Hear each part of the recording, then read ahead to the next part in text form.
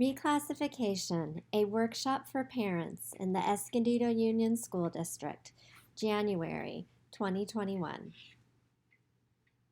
In today's workshop, we will cover what is reclassification, why is it important, what are the criteria for reclassification, what is the reclassification process, and how can I best prepare my student for reclassification. What is reclassification? Reclassification is the term used to indicate that an English language learner has attained academic English fluency. More specifically, reclassification indicates that an English language learner has achieved a level of English proficiency that, without special accommodations related to language, will enable him or her to compete academically with native English-speaking peers. Reclassification means that a student has reached total fluency and no longer requires English learner services. Why is reclassification important? First, it is the primary goal of English learner programs. Second, it is a measure of the effectiveness of our English learner programs. And third, it is a major milestone in the academic success of our English language learners. Here is the reclassification criteria for the 2020-2021 school year in Spanish. This year we will be using LPAC scores, MAP NWEA scores, teacher evaluation, and parent consultation to determine whether or not a student is ready for reclassification. Here is the reclassification criteria for 2020-2021 in English. Again, we will be using LPAC scores, NWEA MAP scores, teacher evaluation, and parent-guardian consultation to determine if a student is ready for reclassification. Reclassification requirements.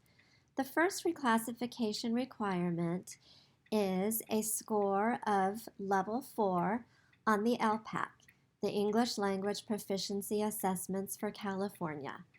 This is an overall proficiency and for grades K through 8. LPAC summative results should be mailed home this summer in July or August. To learn more about the LPAC, as well as to see a sample score report and sample questions for your student's grade level, we recommend that you go to the Starting Smarter website at https://lpac.startingsmarter.org. NWEA MAP and CASP scores are also used to determine reclassification. In grades K through 2, a student must have a normed percentile ranking of the 85th percentile or above on current NWEA MAP reading assessment. In grade 3, a student must have a normed percentile ranking of 50th percentile or above on current NWEA MAP reading assessment. In grades 4 through 8, the student must have nearly met the midpoint of standard or above, appropriate for grade level, on previous year CASP English Language Arts, or must have a normed percentile ranking of 50th percentile or above on current NWEA MAP reading assessment. How do you learn about your students' test results? The best way to go about doing this is to make an appointment to talk with your student's teacher. At the appointment, request assessment information. You might want to ask about CASP scores, LPAC scores, MAP scores, and also iReady scores. iReady is our newest assessment that the district is giving 3 times a year. Ask, what did my student do well on these assessments? What areas need improvement? Ask, what can we work on at home to improve the test scores? It's important to communicate regularly with the teacher to monitor your student's progress.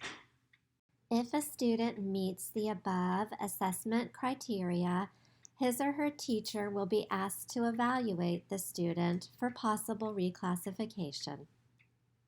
Finally, the student's parent or guardian is consulted. Parents are notified by the school principal when the child has met all of the district criteria for reclassification. The parents and the principal meet to discuss the possibility of reclassification, and parents must approve the decision to reclassify.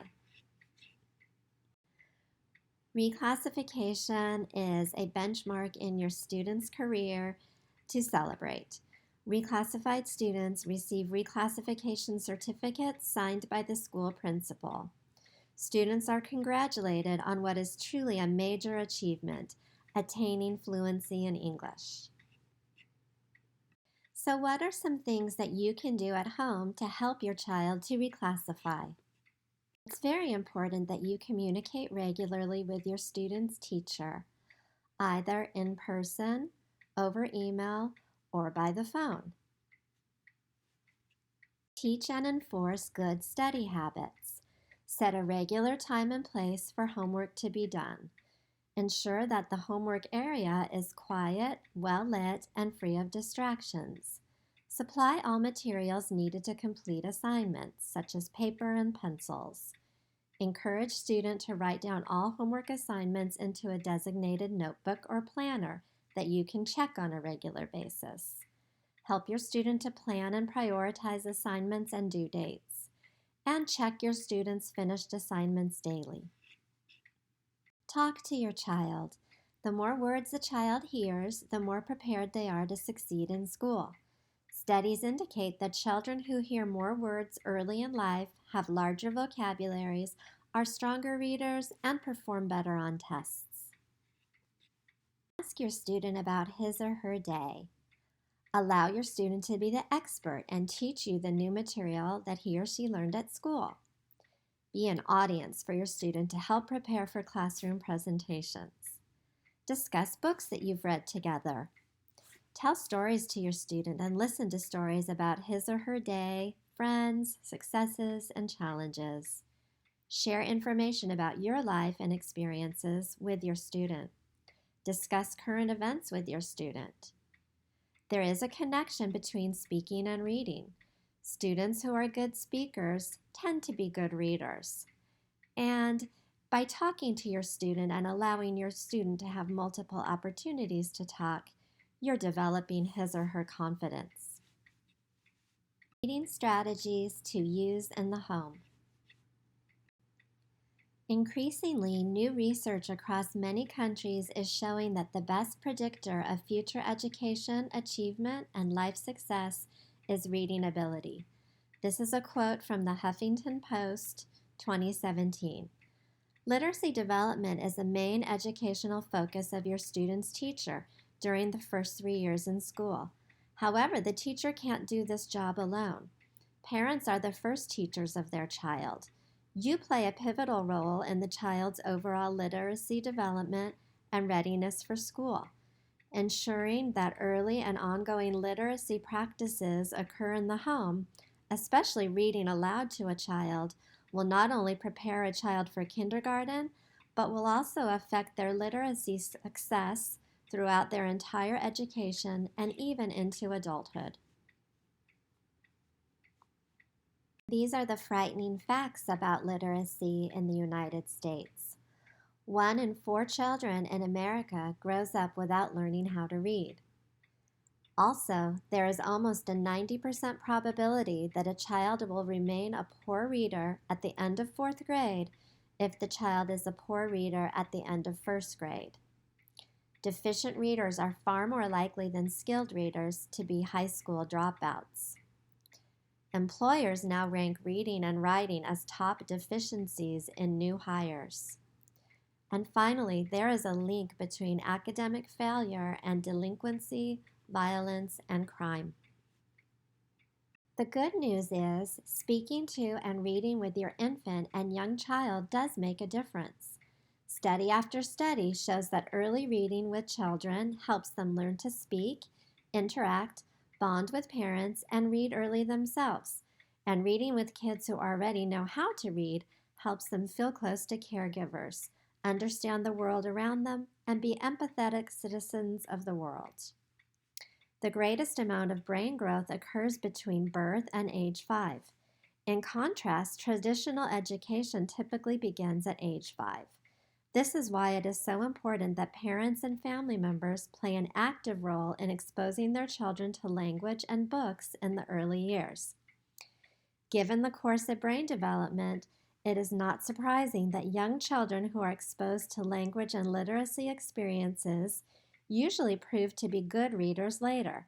Just as a child develops language skills long before being able to speak, the child also develops literacy skills long before being able to read.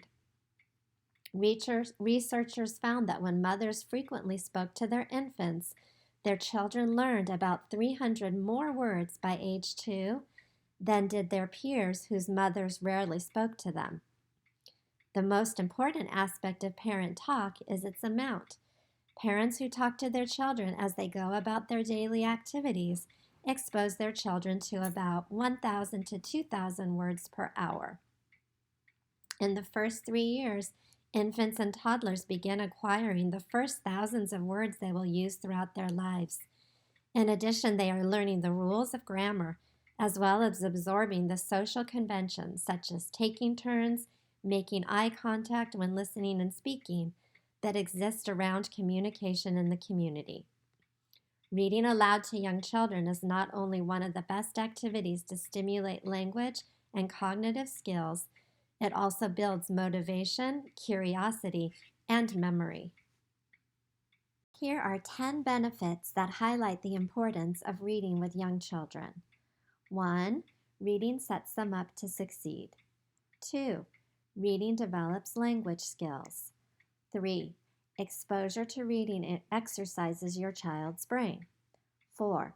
Reading enhances a child's concentration. 5. Reading together encourages a thirst for knowledge. 6. A range of books teaches children about different topics. 7. Reading develops a child's imagination and creativity. 8. Reading books with children helps to develop empathy. 9. Books are a form of entertainment. And 10. Reading together helps to create a bond between the parent and the child. Should I read aloud to my child in my primary language? The answer is yes. Studies have shown that a strong basis in the first language promotes school achievement in a second language. Children who are learning English as a second language are more likely to become readers and writers of English when they are already familiar with the vocabulary and concepts in their primary language. How can you create a print-rich environment in the home? First, have a quiet, well-lit place in the home for children to read. Be sure to turn off the TV and other devices during reading time. Make sure that books are accessible and that you have plenty of them in the house. Bring books with you when you leave the house instead of electronics. Discuss other kinds of print that children see around them, such as labels, signs, directions, etc. Visit the public library or the school library often. And finally, make reading as a family a nighttime routine that everyone looks forward to. Before reading, let your child pick out the book. A favorite book can be read over and over again. Do a picture walk of the book and have conversations around the pictures and other text features that you see in the story. Help your child to make some personal connections to the book. When interacting with text, make sure to talk a good deal about the text. Good speakers are good readers. Ask questions about the text that you're reading. Be patient. Give your child time to sound out an unfamiliar word. When your child makes a mistake, gently make the correction. Teach your child how to use context clues or surrounding words that help a reader determine meaning to figure out the meaning of unknown words. Take turns reading and then summarizing what the other person read. Point out relationships between words. After reading the text, ask your child to summarize the text in their own words. Ask open-ended questions about the text to elicit good conversations. Let your child ask questions about the text. Write about the text, and celebrate finishing the text. Reading with your student will pay off in many ways. Good readers have a greater likelihood of going on to get a higher education. Good readers also generally have more financially rewarding jobs and play a larger role in enriching cultural and civic life. Good readers make good citizens. Literacy is the key to economic and social power, regardless of socioeconomic class. And good readers are much more likely to reclassify. Listening, speaking, reading, and writing are interconnected. Students who speak well and read well tend to also be better writers. Some things that you can do to support your student with writing at home include encouraging your student to keep a journal or diary.